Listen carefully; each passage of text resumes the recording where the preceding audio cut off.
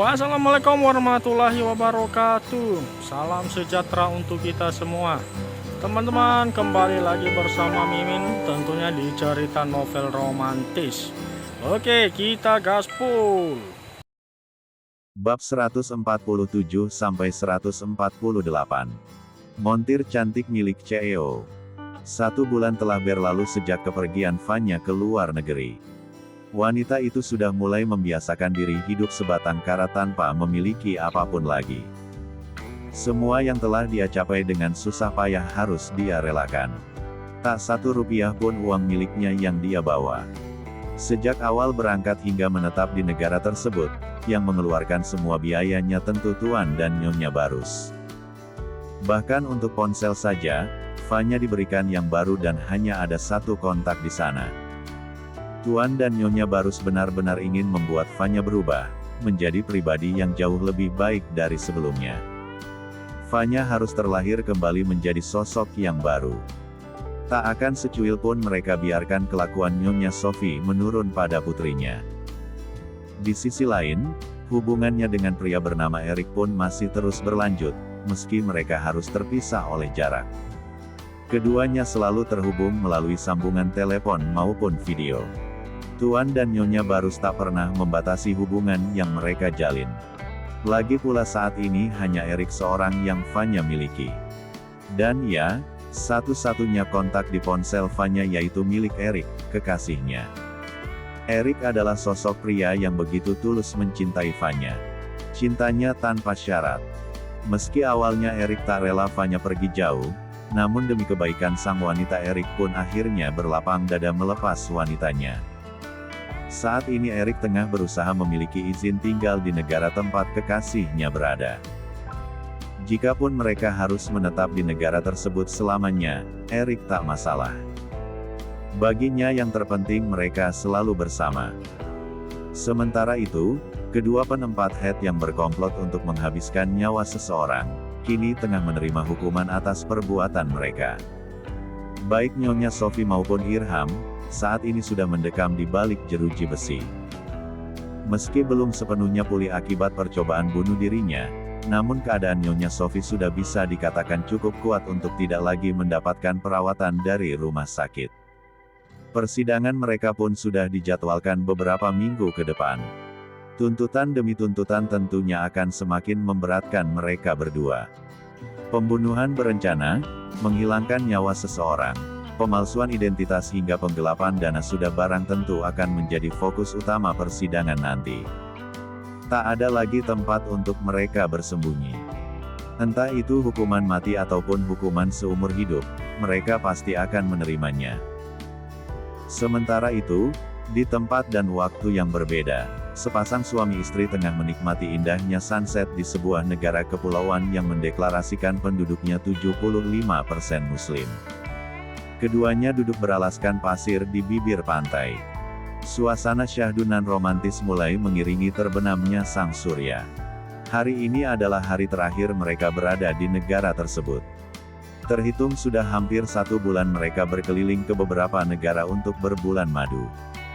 Ale memejamkan mata saat Leo mendekatkan wajah dan mulai membingkai pipinya dengan lembut.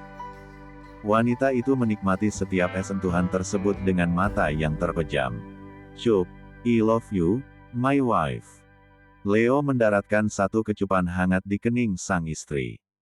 Perlahan jemarinya mengusap B1 bir mungil Alexandra dengan ibu jarinya, dan di detik berikutnya B1 bir mereka sudah menempe dan saling beradu. "I love you too, my lion." Malam ini akan menjadi malam yang panjang bagi mereka, sebelum keduanya kembali menjalani aktivitas yang sama, yaitu sebagai seorang pemimpin perusahaan. Alexandra sudah memutuskan untuk tetap menjalankan amanah Datzak, menjaga perusahaan yang susah payah dibangun oleh dedinya selama ini, agar tetap berdiri kokoh seperti yang mendiang Datnya lakukan. Banyak karyawan yang menggantungkan hidupnya di perusahaan Lincoln. Bahkan Ale tak sampai hati menutup permanen perusahaannya, ketika menyadari bahwa perusahaan tersebut tak akan pernah berdiri hingga kini jika hanya Datnya saja. Semuanya tentu berkat para karyawan, baik office maupun non-office. Sebagai seorang suami, Leo pun tak merasa keberatan sama sekali wanitanya menjadi seorang wanita karir.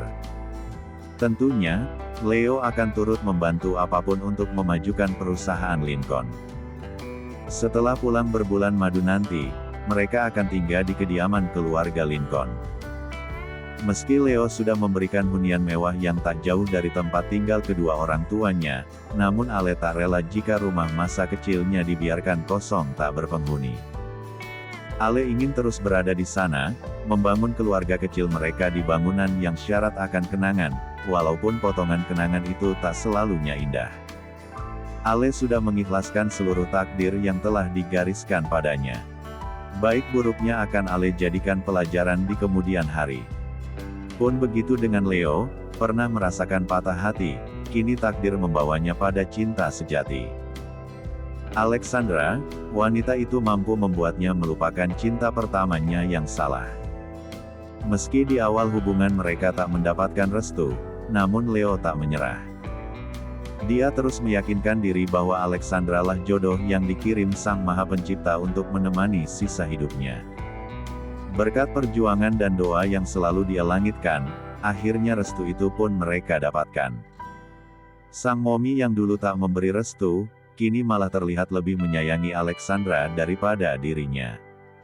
Terbukti dari beberapa kejadian, Mominya selalu menjadi garda terdepan untuk membela sang istri. Begitu pula dengan Dad Peter dan eyangnya. Seakan di sini Leo lah yang menjadi menantu mereka. Bab 148. Mom, bagaimana kalau Mom menginap lagi di sini untuk beberapa hari ke depan? Alexandra dan Mom Inara sedang berada di kamar tamu kediaman Lincoln. Sudah 3 hari Mom Inara dan Dad Peter menginap di rumah tersebut karena suaminya sedang melakukan perjalanan bisnis ke luar kota. Jika tak ada halangan dan sesuai rencana awal sebelum pergi, besok Leo sudah kembali lagi. Malam ini Mom Inara mulai mengemasi pakaian yang dibawanya agar saat waktunya tiba, tak terlalu repot menyiapkan kepulangannya. Sebenarnya pakaian yang dibawa pun tak terlalu banyak, tapi tetap saja jika dikerjakan mendadak malah akan menghabiskan ekstra tenaga dan waktu. Mom Inara menghentikan kegiatannya. Berjalan ke meja rias, menghampiri Alexandra yang tengah duduk di sana. Mom Inara memang tak mengizinkan menantunya itu untuk membantunya berkemas. Jadi sejak beberapa menit lalu Ale hanya duduk manis di kursi tersebut, sambil sesekali mengobrol hangat membahas berbagai hal yang tak terlalu penting. Besok malam Eyang datang, sayang. Mom dan Dad harus menjemput Eyangmu di bandara. Mom Inara memegang kedua bahu menantunya, saling menatap diri mereka melalui pantulan cermin di meja rias tersebut. Kalau begitu ajak saja Eyang untuk menginap di sini, Mom. Mom Inara tertawa sumbang. Mana mau Eyangmu menginap di sini, sedang di rumah Momi saja dia tidak mau. Ale tersenyum getir, sedikit kecewa, tapi mau bagaimana, Eyang memang seperti itu. Ya sudah. Tapi nanti Mom harus menginap lagi ya di sini. Aku kesepian kalau Mom tidak ada. Rengek Ale seraya membawa kedua tangan Mom Inara, yang sejak tadi bertengger di bahunya untuk memeluknya dari belakang. Mom Inara mengangguk pelan seraya mengecup-ucup kepala Ale dengan lembut. Mom, kita keluar, yuk. Besok kan Mom pulang, aku ingin malam ini kita habiskan waktu berdua. Ale menengadahkan kepalanya, melihat wajah sang momer dari posisi duduknya. Mom Inara dengan antusias langsung mengiyakan permintaan menantu kesayangannya itu. Mereka memang sudah satu frekuensi. Berbeda dengan hari biasanya, 3 hari ini Ale memilih untuk tidak bekerja. Ale menghabiskan waktunya dengan Mom Inara, mulai dari ke salon bersama, melakukan perawatan seluruh tubuh mereka, kemudian dilanjutkan shopping, berkeliling dari satu mall ke mall lainnya, berwisata kuliner, hingga setiap pagi selalu menyempatkan untuk berolahraga bersama. Sedang Dad Peter menggantikan posisi Leo di perusahaan selama putranya tersebut tidak ada. Dad Peter selalu berangkat pagi dan pulang saat matahari sudah terbenam, jadi dia tak tahu apa-apa saja yang dilakukan oleh istri dan menantunya selama 3 hari ini. Tanpa babi bu lagi, Ale pun segera keluar dari kamar tamu tersebut untuk berganti baju di kamarnya. Mom, ayo. Selang 10 menit, Ale sudah kembali ke kamar tamu itu dengan pakaian kasualnya. Celana jeans dengan kemeja berwarna navy yang lengan bajunya dia gulung sedikit. Mom Inara yang juga sudah selesai berdandan menoleh pada Ale yang berdiri di ambang pintu. Dahinya tiba-tiba berkerut. "Kenapa, Mom?" tanya Ale yang merasa ada sesuatu yang momernya itu pikirkan. Mom Inara tidak menjawab, namun tatapannya mengarah pada satu titik, membuat jadi Ale tak nyaman. "Kalau Mom perhatikan, sepertinya akhir-akhir ini tubuhmu terlihat berbeda. Benarkah?" Ale berjalan menghampiri momernya, memandang pantulan dirinya di cermin meja rias. Benar, tubuhnya terlihat lebih berisi. Ale mencoba mengingat sesuatu. Ya, dia ingat, sejak kepulangan mereka 2 bulan lalu dari bulan madu, nafsu makannya tiba-tiba naik seketika.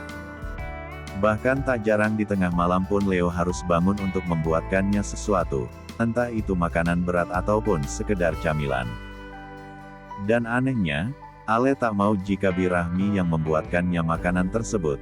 Ale hanya mau makanan itu dibuat oleh tangan suaminya sendiri. "Apa karena nafsu makanku yang berlebihan ya, Mom?" "Cek, sepertinya aku harus diet." Ale membuka kancing celana jeansnya, yang sejak dipakai tadi entah kenapa terasa mencekik bagian perutnya. Ale memandangi perutnya yang sedikit buncit. "Apa aku kurang olahraga, ya?" tanyanya bingung. Padahal Ale masih rutin berolahraga, minimal 30-60 menit setiap pagi. "Kalau begitu mulai besok aku harus menambahkan durasi olahragaku." Dia yang bertanya, dia juga yang menjawab. "Ayo, Mom. Kita pergi sekarang, nanti kalau terlalu malam pasti Dad tak mengizinkan." Ale dengan susah payah mengancingkan kembali celananya. Bahkan dia harus menahan nafas agar perut buncitnya bisa mengempis sedikit. "Sayang. Astaga. Cepat buka lagi kancingnya." Mom Inara yang sejak tadi tak bicara tiba-tiba bereaksi aneh, ketika Ale sudah kembali memasang kancing celana ketatnya. Kini Ale yang dibuat bingung, "Memangnya kenapa, Mom?" tanya Ale tak mengerti dengan respon momernya, namun wanita itu tetap menuruti perintah Mom Inara. Tiba-tiba Mom Inara mengelus perut buncit Ale. "Kasian cucu Momni, pasti kamu kejepit ya, sayang." Gumam Mom Inara seraya berlutut dan bicara tepat di depan perut menantunya. "Mom." Melihat kebingungan di wajah menantunya, Mom Inara pun kembali berdiri. "Terima kasih, sayang. Mom sangat menyayangimu." Mom Inara tiba-tiba memeluk Ale dengan erat, air matanya jatuh tanda kebahagiaan yang tak terkira. Ale hanya diam mematung, dia masih tak mengerti kemana arah pembicaraan ini. "Kamu hamil, Nak?" Tiba-tiba suara berat seorang pria membuyarkan lamunan Ale. Ale dan Mom Inara serentak menoleh ke arah pintu masuk kamar. Dad Peter tengah berdiri dengan sorot mata yang berbinar. Hamil?" tanya Ale tergugu. Mom Inara mengusap kristal bening yang tersisa di sudut matanya. "Iya, sayang. Kamu hamil. Mom sebentar lagi punya cucu." Seketika tangisan haru Mom Inara kembali pecah. Tangis bercampur tawa yang sama sekali tak bisa menggambarkan perasaannya saat ini. Tidak mungkin, Mom." Ale mencoba menyangkal, dirinya takut membuat kedua mertuanya kecewa jika hal itu tidaklah benar. "Kenapa tidak mungkin?" Dad Peter mulai melangkah menghampiri kedua wanita itu. "Aku belum pernah melakukan tes apapun, Dad. Bahkan aku dan Leo juga belum pernah memeriksakan kesuburan kami. Dad, tolong minta Birahmi untuk membelikan tes pack ke apotek." Ucap Mom Inara, meski sudah yakin 1000% bahwa menantunya kini tengah mengandung, namun Mom Inara pun ingin melihat sendiri hasil tesnya nanti. Dad Peter langsung keluar dari kamar untuk menemui Birahmi. "Mom." Ale sungguh takut jika itu tidak benar. Mom Inara membawa Ale untuk duduk di sisi ranjang.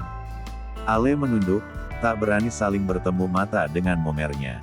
"Sungguh, Ale tak ingin membuat kecewa. Lihat, Momi.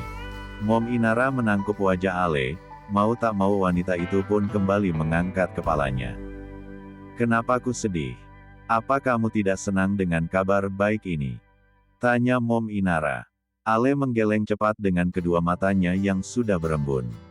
Bukan begitu, Mom. Aku hanya tidak ingin membuat Mom dan Dad kecewa. Jika itu tidak benar, bagaimana? Tapi jika itu benar, bagaimana? Mom Inara malah membalikkan pertanyaan itu pada menantunya. Ale bungkam, entah harus memberikan jawaban seperti apa. Sekarang Mom tanya sama kamu, kapan terakhir kamu datang bulan? Ale memutar bola matanya, berpikir. Mengingat-ingat, namun dia tak ingat. Bulan ini sudah datang bulan. Tanya Mom Inara lagi karena Ale tak menjawab pertanyaan sebelumnya. Ale menggeleng lemah. Dia baru ingat ini sudah hampir akhir bulan dan dia belum juga menstruasi. Mom Inara malah tersenyum, binar bahagia kembali menyelimuti raut wajah wanita itu. Cup. Mom Inara memberikan kecupan hangat di kening Ale. Selamat, sayang, sebentar lagi kamu akan menjadi seorang ibu.